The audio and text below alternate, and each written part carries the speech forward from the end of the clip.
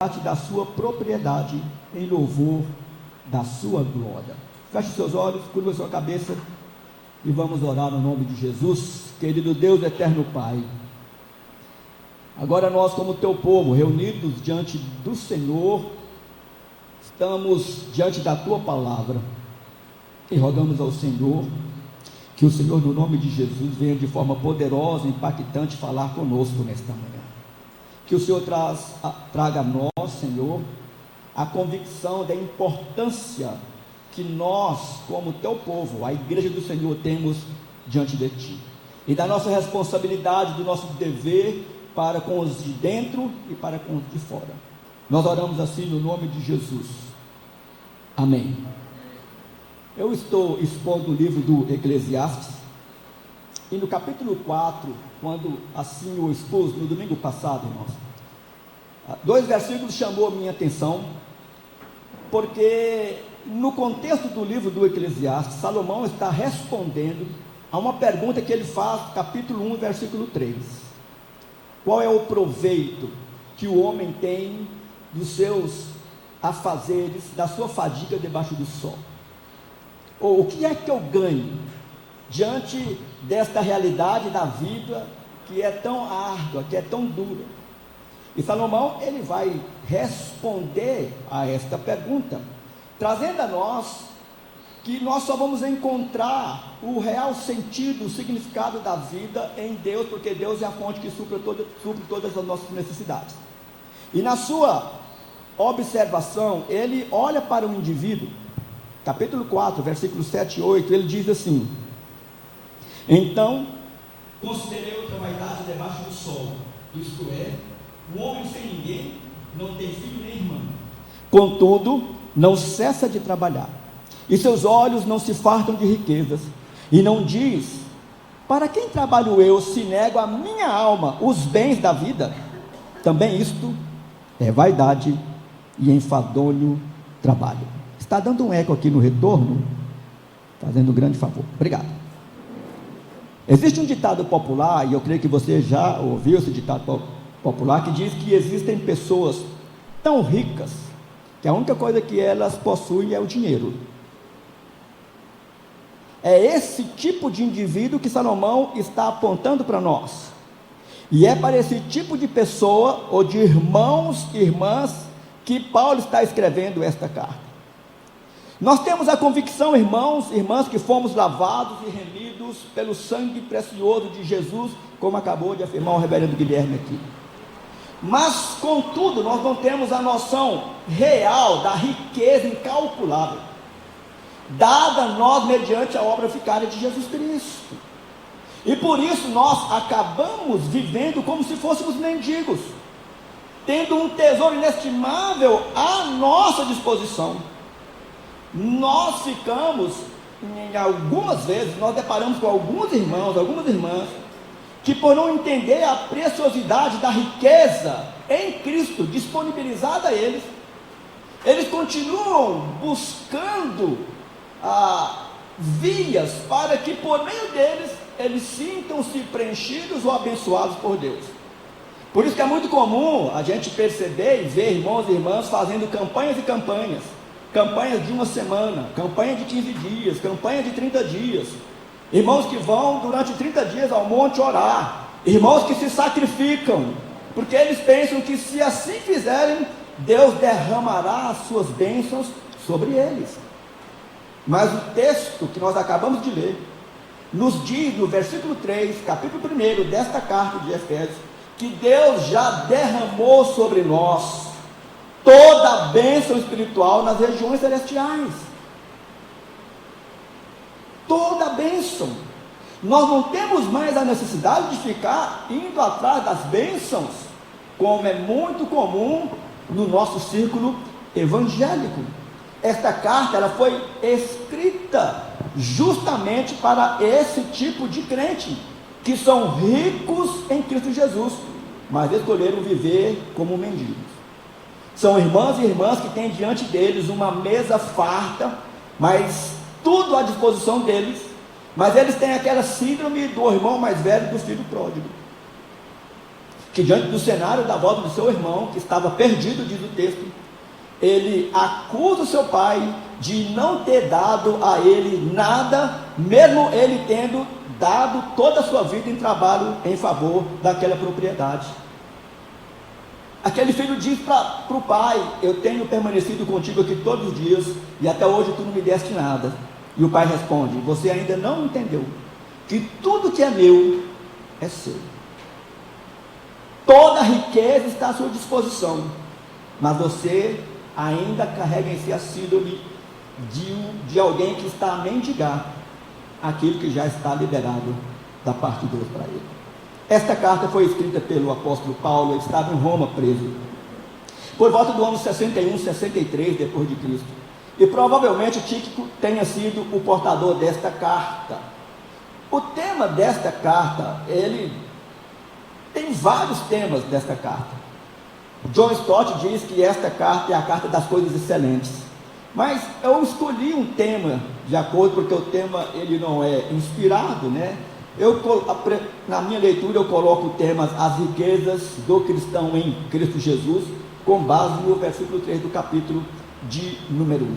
E essa carta ela está dividida em dois grandes blocos. Capítulo 1 ao capítulo 3, Paulo vai apresentar as doutrinas, ou seja, as riquezas doutrinárias em Cristo que foi disponibilizada a nós.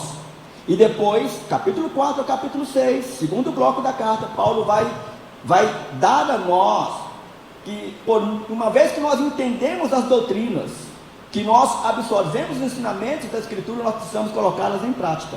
E aí vem o nosso dever e a nossa responsabilidade, capítulo 4 ao capítulo de número 6. E para os leitores desta região, principalmente da cidade de Éfeso, era comum eles ouvirem sobre a questão da riqueza. Por quê? Porque naquele contexto, a cidade de Éfeso, ela era considerado o sistema monetário, bancário da região. Todas as riquezas convergiam para aquele sistema bancário. Muitas pessoas afortunadas, muitos irmãos ricos, materialmente ou com dinheiro falando. Mas a cidade também abrigava uma das 7 maravilhas do mundo antigo, que era o templo da deusa Diana, constituindo não só um centro, pagão de idolatria, mas também muitos dos seus devotos transportavam para ali riquezas e riquezas, entregando ali não só dinheiro, pedras preciosas, mas muitas obras de artes. E inclusive muitas das obras de arte daquele contexto estavam ali guardada como preciosidade dentro do templo. Então a riqueza circundava a mente e o coração daqueles que ali moravam naquela cidade, inclusive dos irmãos. Paulo não está tratando de um assunto onde as pessoas não viviam, não tinham essa experiência com a abundância das coisas. Contudo, mesmo dentro deste contexto, Paulo vai apontar alguns caminhos que nós precisamos observar, essas diretrizes de Paulo, que ele apontou para aquele contexto, trazê-las para o nosso contexto, para aplicá-las também ao nosso coração. Quero propor nesta manhã o tema Nossas Riquezas em Cristo, e como de costume, Paulo ele vai iniciar essa carta com uma saudação à igreja em Éfeso, ao povo de Deus, e que apontam para alguns elementos das riquezas divinas estendidas a todos os crentes por meio de Jesus Cristo. E Paulo ele vai apontar a primeira verdade deste texto, apontando sobre a riqueza que Deus derramou sobre ele mesmo em primeiro lugar. Olha aí, capítulo 1, versículo de número 1. Paulo, apóstolo de Jesus Cristo, pela vontade de Deus. O nome Paulo significa pequeno, mas esse que outrora era pequeno, tornou-se um gigante na fé, e se tornou um dos maiores pregadores evangelistas na história da humanidade. Este Paulo era o outrora Saulo, fariseu, sistemático, cumpridor da lei, perseguidor da igreja, mas que Cristo alcança e transforma aquela vida que antes estava condenada ao inferno.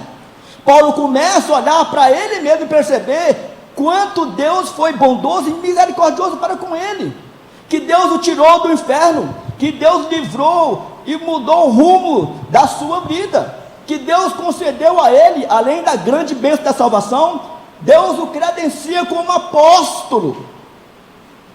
E Paulo diz: eu sou apóstolo não pela minha vontade, eu fui credenciado, a minha autoridade é chancelada pelo próprio Jesus Cristo, de um mísero fariseu, a serviço dos judaizantes radicais, enviado para perseguir a igreja de Cristo. Agora ele foi transformado por Cristo, ele é um apóstolo de Cristo, e a palavra apóstolo significa servo.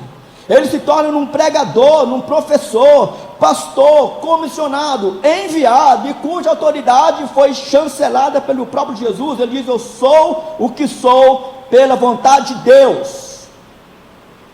Paulo começa por ele mesmo, e perceber que Deus escancarou os tesouros, as riquezas dos céus para ele. Mas Paulo também, em segundo lugar, ele vai apresentar as riquezas à igreja em Éfeso.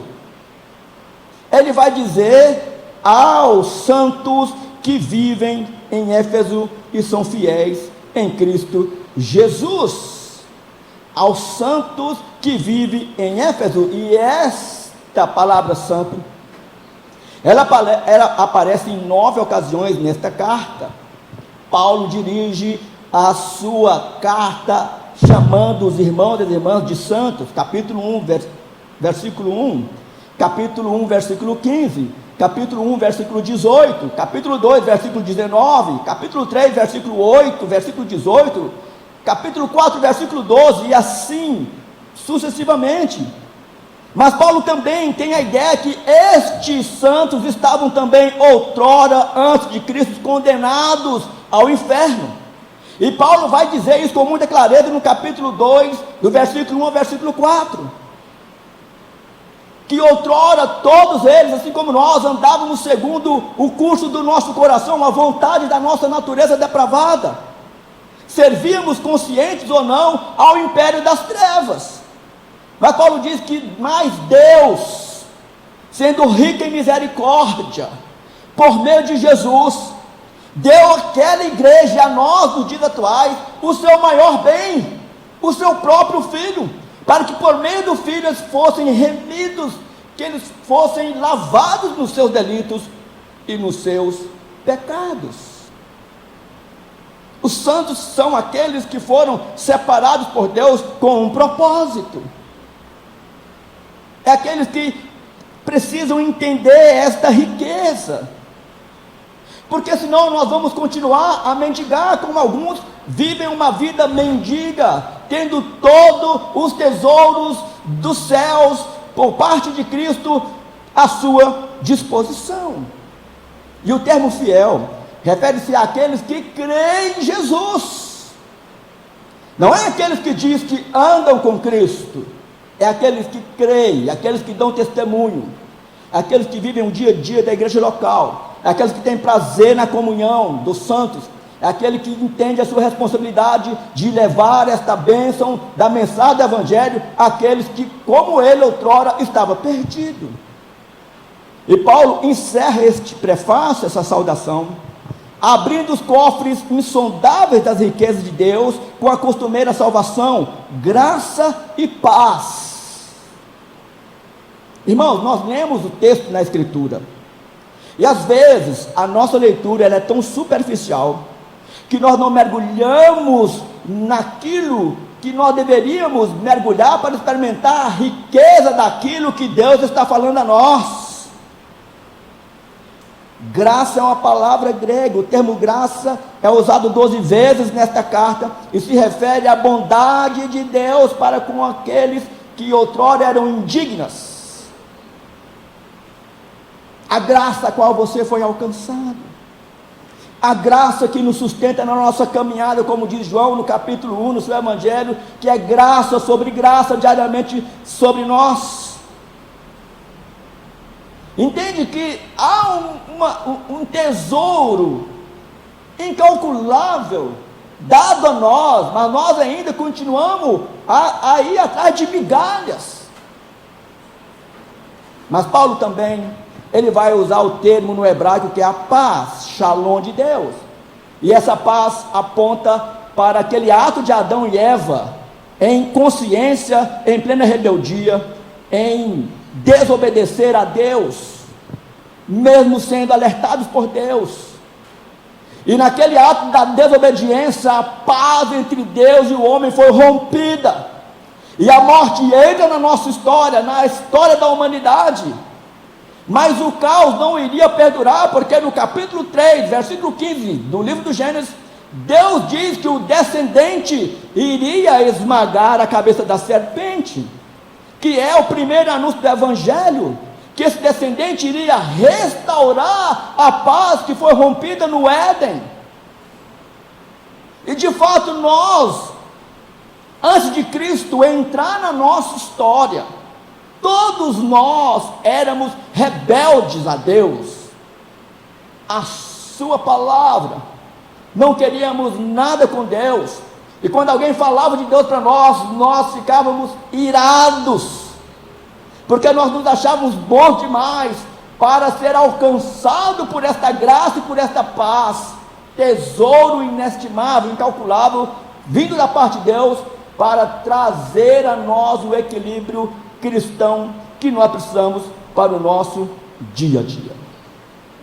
Então Paulo, em primeiro lugar, ele aponta para as riquezas derramadas da parte de Deus, dessas riquezas que foi proporcionada pela obra de Jesus sobre a sua vida e sobre a vida da igreja em Éfeso. Em terceiro lugar, Paulo agora ele vai falar e vai apontar para nós a fonte da nossa riqueza.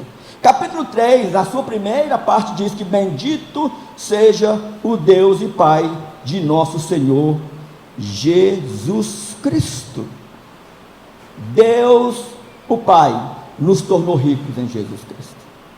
Ele é a fonte da nossa riqueza. Ele é a fonte das fontes. Ele é a fonte que supre todas as nossas necessidades, mas não os nossos caprichos. Mas nós, infelizmente, assim como aquele homem solitário do livro de Eclesiastes, assim como aquele jovem irmão do filho pródigo, assim como alguns irmãos, algumas irmãs, dentro da igreja em Éfeso, nós também ainda não entendemos a dimensão desta riqueza, proporcionada a nós, da parte de Deus Pai, por meio de Jesus Cristo. Esta é uma declaração que nós podemos descansar e alicerçar toda a nossa vida nessa premissa. Quando nascemos de novo e passamos a fazer parte da família de Deus, nós nascemos ricos porque Deus nos fez ricos, ricos em Cristo, por meio de Cristo. Temos parte das riquezas da graça de Deus, Efésios capítulo 1, versículo 7, capítulo 2, versículo 7. Nós temos também, por meio de Cristo, parte na glória de Deus, capítulo de número 1, versículo 18, na misericórdia de Deus, Efésios capítulo 2, versículo 4, nas insondáveis riquezas de Cristo, capítulo 3, versículo de número 8. Nosso Pai Celestial nos tornou rico em Jesus. Bendito seja o Deus e Pai de nosso Senhor Jesus Cristo. Quarto lugar, o apóstolo vai falar da abrangência da nossa riqueza, no versículo 3, na sua segunda parte, que nos abençoou com todas as bênçãos espirituais nas regiões celestiais, em Cristo.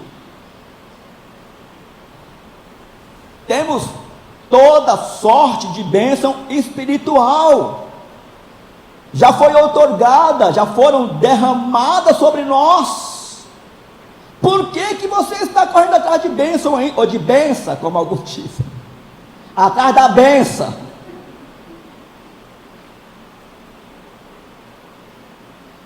Entende?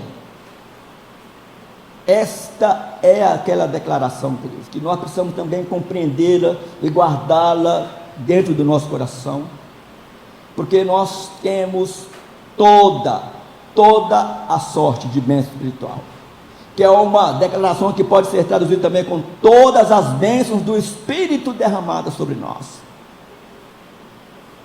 dos dons que são derramados sobre nós, de todos os atributos comunicáveis que são derramados sobre nós, que Deus nos dá o privilégio de experimentá-lo, de colocá-lo em prática.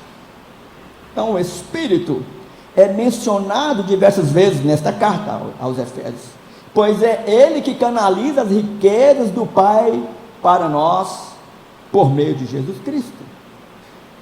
E a menos que tenhamos o testemunho do Espírito, não podemos lançar a mão das riquezas do Espírito, porque Paulo vai tratar disso na sua carta aos Romanos, capítulo 8, versículo 16 e 17, que diz: o próprio Espírito testifica com o nosso Espírito que somos filhos de Deus. Ora, se somos filhos, somos também herdeiros. Se somos filhos, somos herdeiros, herdeiros de Deus, co-herdeiros com Cristo. Se com Ele sofremos, também com Ele seremos glorificados. Pare e pense, quanta riqueza!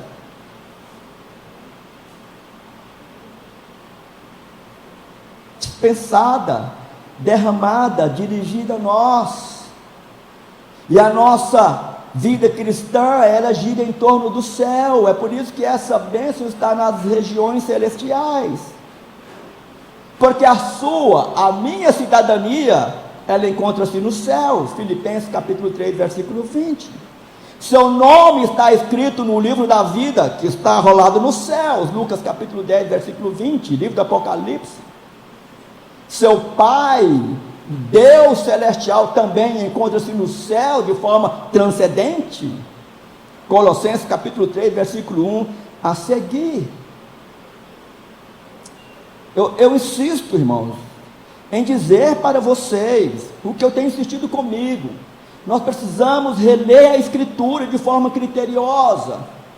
Nós precisamos parar e em nossas orações pedir a orientação de Deus, para que Deus fale de forma poderosa conosco, para que a gente não seja engolido por esse sistema no qual nós estamos inseridos, dentro dessa sociedade que anda de ponta cabeça, onde no contexto em que nós estamos inseridos, num contexto de caos mundial, as pessoas estão completamente perdidas,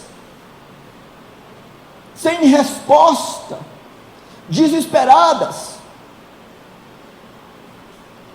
E não poucos já suicidaram, e muitos ainda suicidarão. E esta riqueza está nas tuas mãos, esta riqueza está no teu coração. Você precisa levar adiante, você precisa mostrar para as pessoas que essa vida tem sentido em Jesus, que fora de Deus, alienado de Deus, nada faz sentido, tudo é vaidade, tudo é vão, tudo é fútil. Quinta verdade desse texto, Paulo vai mostrar a nós a esfera da nossa riqueza, capítulo 1, versículo 3, na sua parte C. As nossas bênçãos encontram-se nas regiões celestiais em Cristo. Essa é a esfera.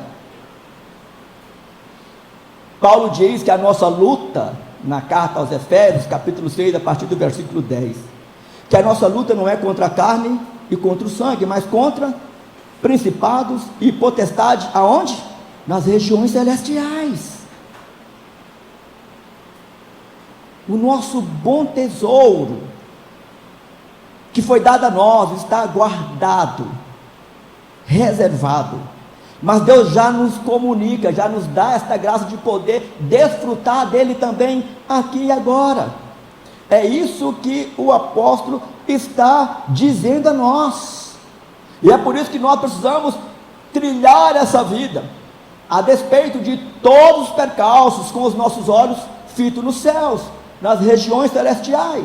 E é interessante a forma como o autor da carta aos Hebreus trata deste tema, quando ele traz a nós, capítulo 11, ele enumera uma galeria de irmãos e de irmãs, nominados e outros anônimos, os quais Deus dá testemunho deles, por meio da fé deles. Não é eles que testemunham de Deus, é Deus que está dando testemunho daqueles irmãos, daquelas irmãs, pela fidelidade, pela forma que eles viveram pela fé, independente do contexto que eles estavam inseridos e as lutas que estavam enfrentando.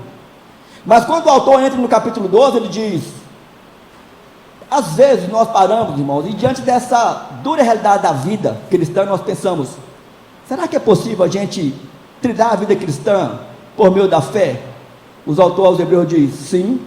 Olha quantos irmãos e irmãs viveram no passado dessa forma.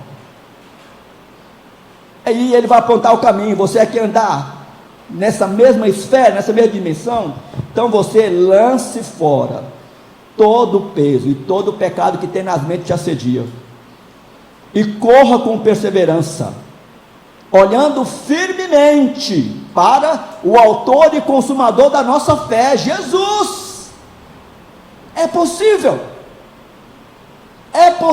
viver essa vida, irmãos, a despeito do contexto, cheio de alegria, cheio de esperança, com todo o ânimo renovado, com o ânimo redobrado, com a esperança viva de que nada pode nos tirar das mãos do Senhor. Por isso precisamos aprender a desfrutar dessas bênçãos, dessas riquezas maravilhosas dadas a nós da parte de Deus Pai por meio de Jesus Cristo. Sexta verdade deste texto é que Paulo vai dizer que vai apontar para algumas destas preciosidades que foram otorgadas a nós por parte de Deus o Pai.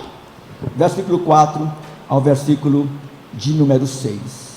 Aqui ele agora vai trazer a nós, no contexto da salvação, a grande bênção, a grande riqueza dada a nós gratuitamente, cada papel que a Trindade teve nesta tão grande obra. E ele vai dizer que a primeira preciosidade dada a nós da parte de Deus do Pai é que Ele nos escolheu. Olha o texto: antes da fundação do mundo, Deus nos escolheu. Olha, irmãos, quanta riqueza há neste versículo. Esta é a doutrina maravilhosa da eleição, que alguns ainda, infelizmente, no nosso meio presbiteriano, no nosso meio reformado, ainda não aceitam a doutrina da eleição. É só ler a Bíblia que aceita. Mas todos os cristãos concordam que a salvação começa em Deus e não no ser humano. E João vai dizer no capítulo 15, versículo 16: não fostes vós que me escolhestes, não foste vós que me escolhestes a mim, pelo contrário, eu vos escolhi a vós outros. Ele nos escolheu antes da fundação do mundo, antes de qualquer coisa ter sido criada. Deus o Pai se agradou, se aprovou, em um ato trino, em te amar, em te escolher, separar para a salvação em Cristo. E esta salvação dada a você e a mim de forma gratuita custaria a vida do seu filho. Convém observar que Deus nos escolheu mesmo antes de criar o universo, de modo que a nossa salvação deve-se inteiramente à sua graça e não a qualquer coisa que nós tenhamos feito. Também nos escolheu com um propósito, para sermos santos e irrepreensíveis, para vivermos de uma forma que nós possamos agradar o seu coração, sem carregar peso. O peso já foi tirado de nós, os fardos já foram arrancados. Queridos, você não precisa mais sacrificar nada para agradar a Deus. Deus foi moído para que Ele fosse ou se sentisse agradado pela obra do seu Filho em nós. Mas esse Deus também nos dá outra preciosidade. Além de Ele ter nos escolhido, Ele nos adotou. Por quê? Porque nós éramos filhos da treva. Olha a dimensão disso. Éramos antes filhos da treva, mas Ele nos adota. E nós deparamos aqui com o verbo predestinar, que significa ordenar de antemão ou predeterminar. E a eleição refere-se a pessoas, enquanto a predestinação refere-se a propósito. E a adoção é o ato pelo qual Deus coloca os que nasceram de novo em uma posição de filhos adultos dentro de uma família. Devemos nos lembrar que nós não entramos na família de Deus por adoção, mas sim por regeneração, conforme disse o reverendo Guilherme aqui agora há pouco, pelo novo nascimento. Mas uma vez que nós fomos transformados, de imediato Deus nos faz seus filhos. Ontem eu estava aconselhando o irmãozinho, e ele tem uma crise aguda, porque na sua infância ele foi criado sem pai, e teve muitas dificuldades. E numa altura da nossa conversa ontem, eu disse para ele, que antes de Cristo entrar na vida dele, ele era órfão mesmo, como muitos de nós aqui fomos. Mas na hora que Cristo entrou na nossa história, este Deus glorioso nos adotou como seu filho, e trata-nos como de fato nós somos. Todo cuidado, toda proteção, todo suprimento, irmãos, tudo Deus dispensa a mim e a você, e você quer riqueza maior do que essa? Todas essas bênçãos foram outorgadas ou concedidas por Deus o Pai, para o louvor da glória de sua graça, para o louvor da sua glória, para que o seu nome seja exaltado e conhecido onde você esteja, para que as pessoas possam entender que este universo visível e invisível, há um Deus que está no controle do macro e do micro, da igreja na sua coletividade, mas na individualidade de cada um de nós. Deus cuida de cada detalhe da sua igreja na coletividade, mas também Ele cuida de cada anseio do seu coração.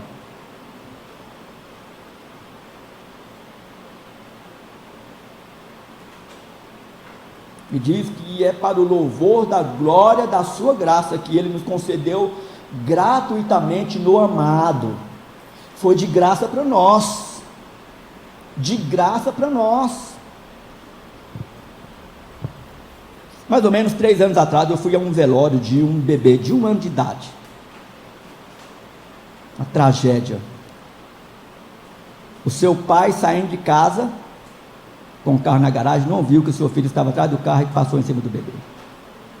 Então, que tragédia. E aí você imagina o ambiente do velório de uma família que não era crente. Quem era o culpado? Deus. Quem era mau? Deus. Por que Deus não fez um milagre? Que Deus é mau, que Deus não sabe o que é sofrer, pelo fato de Deus não ter filho, houve tanta baboseira. E aí me deram a palavra, para o culto, e eu falei aquilo que eu vou dizer para vocês agora. Se tem alguém neste universo que sabe o que é perder um filho, é Deus o Pai. Porque esse filho foi entregue por Deus o Pai, por amor a você. Voluntariamente o filho aceitou a proposta, que era uma proposta de morte, mas não era uma morte qualquer. Deus sangrou o seu coração quando seu filho estava sendo moído na cruz por sua causa e por minha causa. Deus sabe o que é perder um filho, sim. Por isso não há nenhuma maldade nesse Deus. A graça, a consolo, a conforto. É isso que nós temos que olhar para Deus e saber que esse Deus é por demais maravilhoso, meu querido. A gente precisa parar de mendigar as bênçãos de Deus. A gente precisa parar de ficar correndo atrás do vento, como disse Salomão. O que nós precisamos é sentar à mesa e desfrutar do banquete que já foi colocado à nossa disposição por Deus. Sétima verdade desse texto, e eu peço a sua paciência, estou terminando. É que agora Paulo vai apresentar as riquezas proporcionadas, dadas a nós agora por meio do Filho. Versículo 7 ao versículo 12. Nele, em Jesus, temos a redenção, pelo seu sangue, a remissão dos pecados, segundo a riqueza da sua graça. O verbo remir significa comprar, libertar mediante o pagamento de um preço. Foi isso que Jesus fez com você e comigo. Éramos escravos, de alguma forma estávamos no cativeiro satânico. Havia um preço a ser pago pelo seu e pelo meu resgate, e Cristo pagou o preço. Foi o que Jesus fez por você. Pagou com o seu próprio sangue, porque a dívida tinha que ser paga com sangue. O sangue do Cordeiro de Deus que tira o pecado do mundo. E desse modo, Jesus nos liberta da lei, Gálatas capítulo 5, versículo 1. E da escravidão do pecado, Romanos capítulo 6. E do poder de Satanás e do mundo, Gálatas capítulo 1, versículo 4. Colossenses capítulo 1, versículo 3, 13 e 14. Ele nos remiu, mas Ele também nos perdoou. O verbo perdoar significa levar embora, e Cristo morreu para levar os nossos pecados embora, a fim de que nunca mais eles fossem vistos.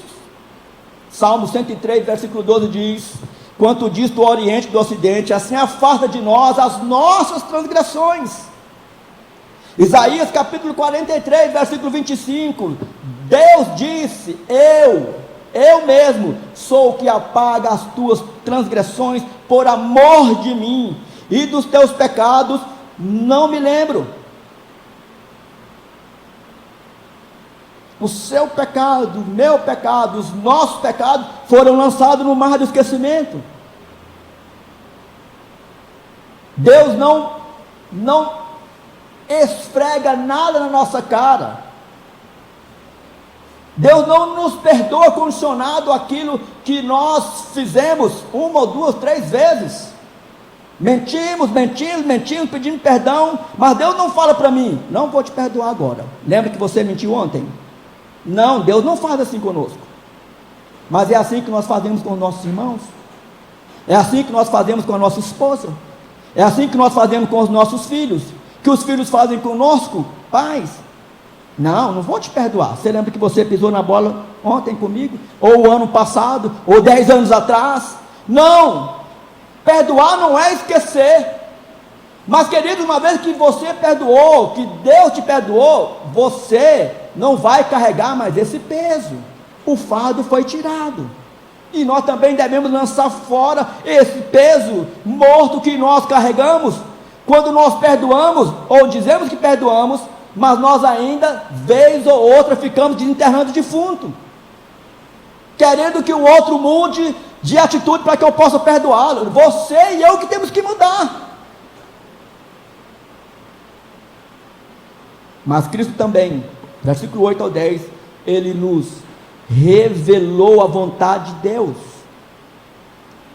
que Deus derramou abundantemente sobre nós em toda sabedoria e entendimento. Ele, versículo 9, nos revelou o mistério da sua vontade, segundo o seu propósito que Ele apresentou em Cristo. Essa epístola, ela fala com frequência sobre o plano eterno de Deus para com o seu povo, para com a sua igreja. Plano esse plenamente compreendido, que não é sempre compreendido da forma como deveria ser compreendida. E Paulo usa a palavra mistério, um segredo sagrado, um segredo divino, que temporariamente ficou oculto ou sem ser revelado, mas agora é revelado por meio de Jesus. E dessa forma nós, o povo de Deus, tomamos conhecimento do segredo que um dia Deus unirá todas as coisas em Cristo, e que nós, judeus e gentios, estamos inseridos neste plano extraordinário, onde tudo vai convergir, onde Cristo será sobre tudo e sobre todos, onde tudo será colocado debaixo dos seus pés, na consumação de todas as coisas, e com Ele reinaremos para todos sempre. Mas Cristo também nos fez herança, versículo 11 ao 12, e ao ler João 17, é possível observar quantas vezes Cristo nos chama aqueles que me deste. Nós somos de Cristo. A igreja é o tesouro de Cristo, amada por Ele, E a Escritura diz que Deus guarda-nos, o seu povo, a igreja. Quando eu falo igreja, eu não estou falando da instituição presbiteriana, eu não estou falando do prédio, eu estou falando de você, eu estou falando de mim, estou falando de pessoas. Nós nos incluímos, e esta igreja é o corpo de Cristo. Efésios capítulo 1, versículo 22 a 23, é o seu edifício. Efésios 2, 19 ao 22, é a sua noiva. Efésios 5, 22 a 23, esta herança futura de Cristo encontra-se entrelaçada com a sua igreja. Nós somos co-herdeiros com Cristo, Romanos 8,17, o que significa que ele não pode apropriar-se da sua herança sem a igreja, a parte da igreja. Na consumação, tudo será, o grande plano será concluído nesta bênção onde Cristo virá buscar a nós, a sua igreja, para habitar com ele para todo sempre, na graça ou na glória celestial. Por fim, a oitava verdade deste texto, e aqui não é mais um sermão presbiteriano, que sermão presbiteriano só tem 3 pontos, aqui já passou de quase 3 vezes, né? Mas a oitava verdade desse texto aqui, Paulo vai apontar àquela igreja a nós, as riquezas derramadas sobre nós agora por parte do Espírito Santo. Versículo 13 e versículo 14, que diz assim: nele também vocês, depois que ouviram a palavra da verdade, o evangelho da salvação, tendo nele também crido, receberam o selo. O processo da salvação está escancarado aqui, apresentado nesse versículo, de modo que nós devemos examiná-lo com muito cuidado. Mais uma vez eu convido para que você leia a Escritura de forma criteriosa. Este foi anunciado àqueles o evangelho da salvação, eles ouviram e creram. Este é o único meio que o homem se chegará a Deus, ou que Deus vai transformá-lo, é por meio do ouvir a mensagem do evangelho. Por isso você precisa falar, é por isso que você precisa falar, como um dia alguém falou para você, aquela verdade que você abominava, que Jesus morreu por você, que você era pecador. Quando alguém falava para mim que eu era pecador, eu queria dar na goela, não sei você, mas eu queria arrebentar no meio, porque eu não era, na minha concepção.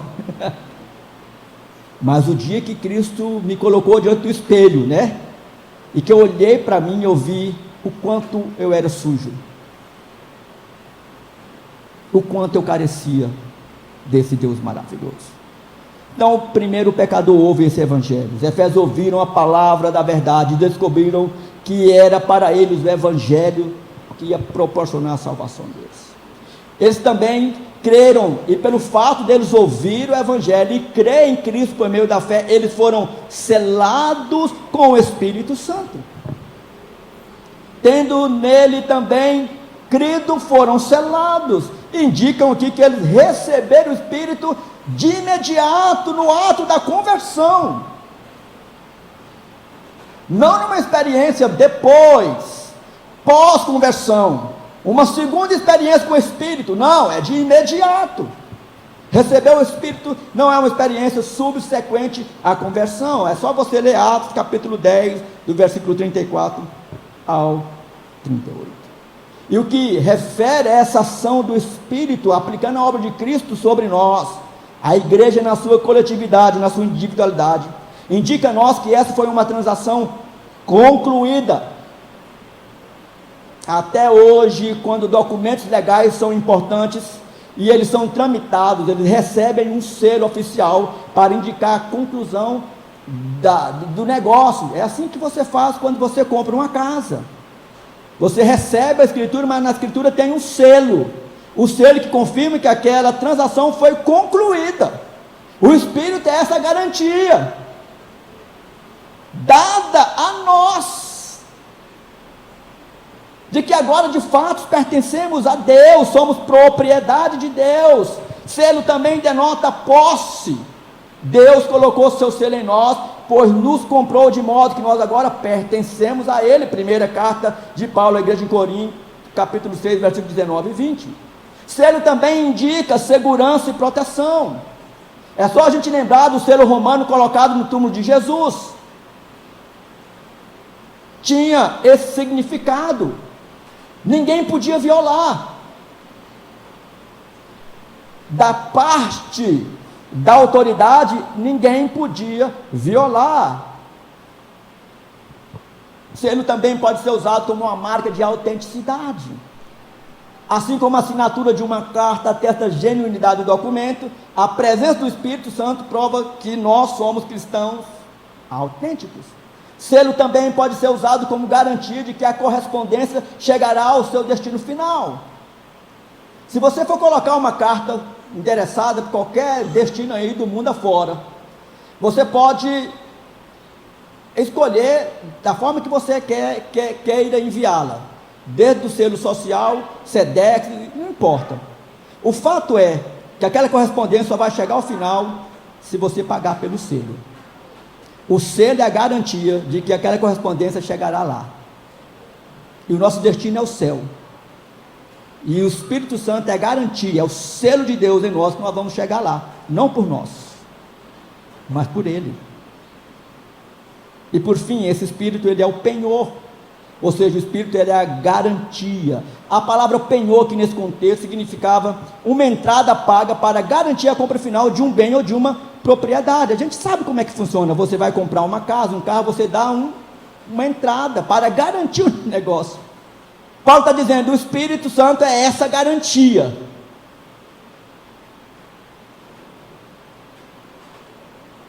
A outra coisa muito comum no penhor é que pessoas pegam as suas joias e quer contrair um empréstimo, vai à Caixa Econômica Federal, coloca as suas joias como penhor e pega o dinheiro. As joias ficam como garantia de que ele tem que pagar aquela dívida.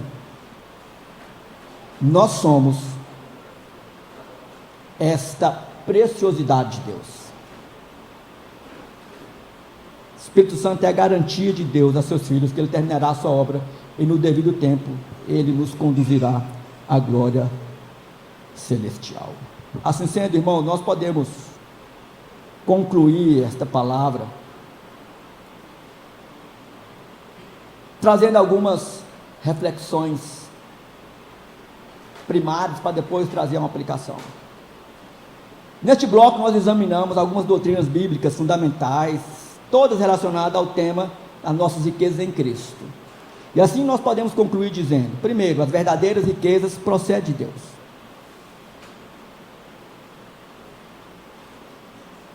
E é um grande estímulo a gente saber disso. Saber que o Pai, o Filho e o Espírito Santo estão operando em nosso favor, a fim de nos tornar cada dia mais ricos. Deus não apenas nos abençoa ricamente para o nosso aprazimento, conforme 1 carta a Timóteo, capítulo 6, versículo 17, mas também nos concede riquezas eternas, sem as quais todos os outros bens não teriam valor algum.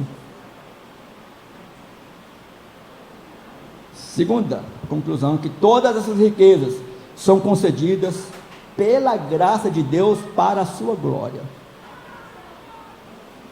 Tudo foi dado a nós, toda a riqueza para a glória de Deus, porque Deus o Pai nos escolheu e adotou e nos aceitou, porque o Filho nos remiu, o Espírito nos garante a nós estas bênçãos futuras. Terceira conclusão, essas riquezas, elas são apenas o começo. Eu disse que nós precisamos aprender a desfrutar dessas riquezas aqui e agora. Parar de viver como mendigo, ou parar de viver como aquele filho mais velho do irmão pródigo. Meu filho, tudo que é meu é teu. Tudo que é meu é teu. Você até hoje não entendeu isso. Você é o dono e vive como escravo. Você é o patrão e vive como se fosse um funcionário. Mas não é a ideia que é pregada pela teologia da prosperidade, que você tem que ser o melhor, o cabeça, essa baboseira, não é isso não. Porque independente das riquezas que são derramadas sobre nós, e da riqueza que nós somos em Cristo, nós ainda continuamos sendo servos, escravos, nada mais do que isso, mas libertos, e chegaremos no céu com esta proposta de Deus gloriosa. Por isso eu quero perguntar para você, como aplicação prática, né, John Cresson, não posso terminar esta palavra sem trazer uma conclusão prática para a sua vida. E a pergunta que eu faço é: como que você tem vivido ultimamente? Como você tem vivido ultimamente? Como herdeiro, desfrutando de toda a riqueza que lhe foi outorgada, ou como mendigo que diariamente clama por migalhas?